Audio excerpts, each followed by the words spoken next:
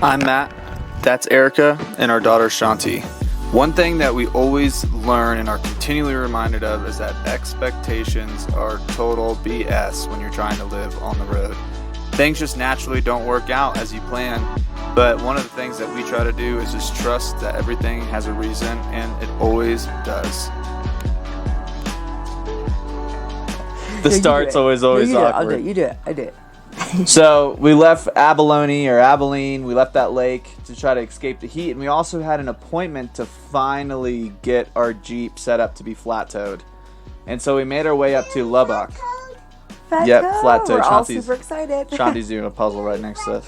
We made it to Lubbock, Texas, and nothing really special about that town, but we had an appointment. Oh, seaweed snack break. We should take stock in these. Hear about? Yeah, Shanti loves seaweed. Yeah. Or we should just go to Japan. I'd rather do that. So we get to Lubbock, which there's nothing really special there. So we just parked at a Walmart. What's that? Alright, we stayed in a Wally World parking lot last night. Not so bad, actually. Don't hate on the homeless Walmarters. Says Matt. I didn't sleep. I slept fine. It's very typical. But the reason why we had to stop there is because we had an appointment with Pharr RV in Lubbock. Just an RV dealership to get our Jeep to get set up to be flat-towed. And we stopped to potty a lot between us two girls. You know, we either had to, walkie-talkie Matt to pull over, we've got to go again, or he would keep driving, then we'd pull over and have to catch up, and it was just this cat and mouse game of just getting to our destination. So one of the many reasons I'm excited to flat tow is so we don't have to constantly be pulling over, because this is twice in a matter of 10 minutes that Shanti's had to pull over to go pee, and we're potty training her, so we don't want her to go in her pants. And anyways, once they're in the bus, it'll make it so much easier. Erica can just help Shanti back into the bathroom, and so she can just do everything in the bus, and we don't have to stop driving. But we waited most of the day to get the Jeep set up to be flat-towed, so we were just hanging out, so we installed the seat belts.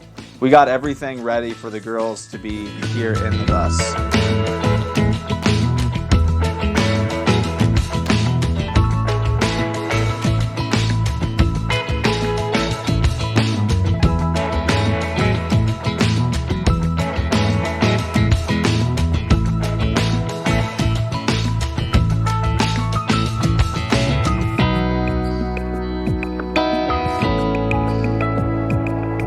Alright guys, so now that the bus is all wired in, we're ready to hook the Jeep up to it. We got our hitch, we got the wiring done, and now the Jeep is finally done. I can't see. I know, because it's looking at you. Now it's looking at me. Corey here got us hooked up with our Jeep to be flat-towed. And everything looks super clean. We're ready to go. We're set. Thank you, Corey. Thank you. And it worked. We pulled away all together in the bus. Yeah. Towing the Jeep. Yeah, it was like the first time, like, glorious. And so there's more advantages than disadvantages to flat towing. And there's 3 ways that a person could bring a vehicle with them along with any kind of like skoolie or RV or whatever. The first one is just having a car trailer, which we know some people who do that. And that works fine, but it's a huge, massive trailer with your car on it, and you're always trying to figure out what to do with that trailer. It makes parking at places a lot harder. I mean, it increases your already big rig by a lot bigger. The second alternative is to get a car dolly, which is it just picks up the front and 2 wheels, but then it's kind of the same thing. It's a lot more to hook up. You got to really secure your vehicle onto it, and then you got to figure out what to do with this dolly when you get to finally where you want to go. The third, and to us, the best alternative is flat towing. It's very simple to hook up. Yeah, flat towing. Very excited about this. Yeah.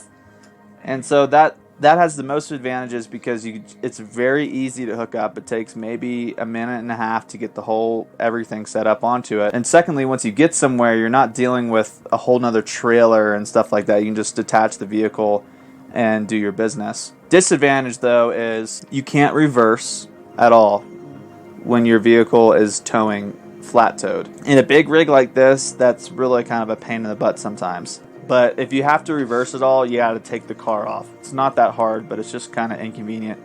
And then secondly, and really these are the only two cons, really, is that when you're flat towing, the odometer racks those miles on your vehicle. Although they're not motor miles, because all four wheels are spinning, the odometer is counting those as miles.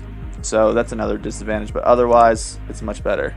After we left getting the flat tow set up, we headed towards Fort Sumner, which was kind of like a little hidden gem.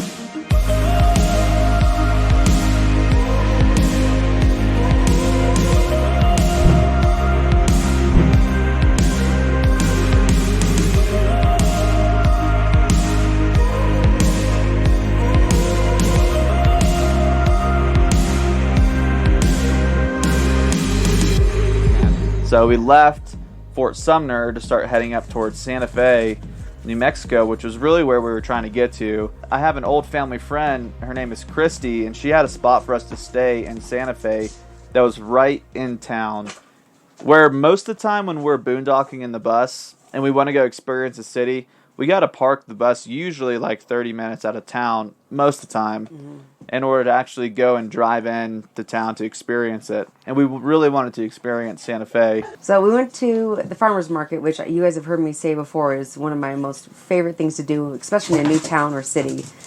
And we love the whole family, Shanti the dog, Christy, and we get there and there's a sign that says no dogs allowed. But we made the best of it. We got to snoop around and see some really cool artwork. Santa Fe is known for artists. Oh, there's a fire between us, burning our hearts and heads.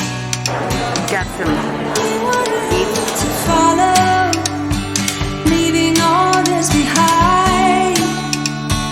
Fly all the way to the city. Behind the rainforest, and you'll find things beyond reason. Let us show you how it goes. Oh,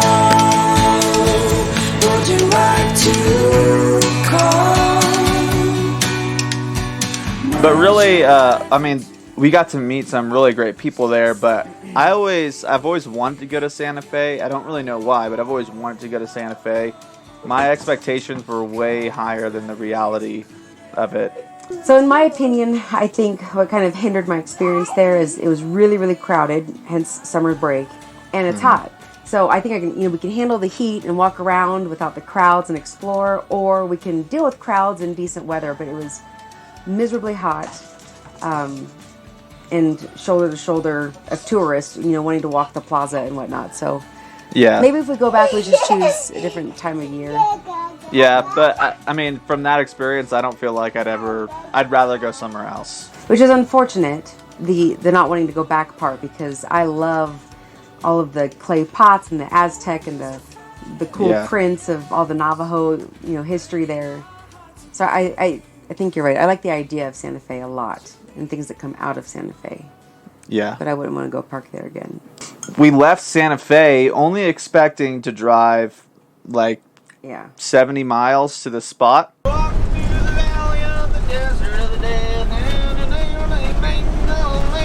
So we were going to be staying in Carson National Forest or something like that here in north New Mexico, but the whole entire park is closed. Like all of the little entrances that a person would go into to camp out at, they're all closed.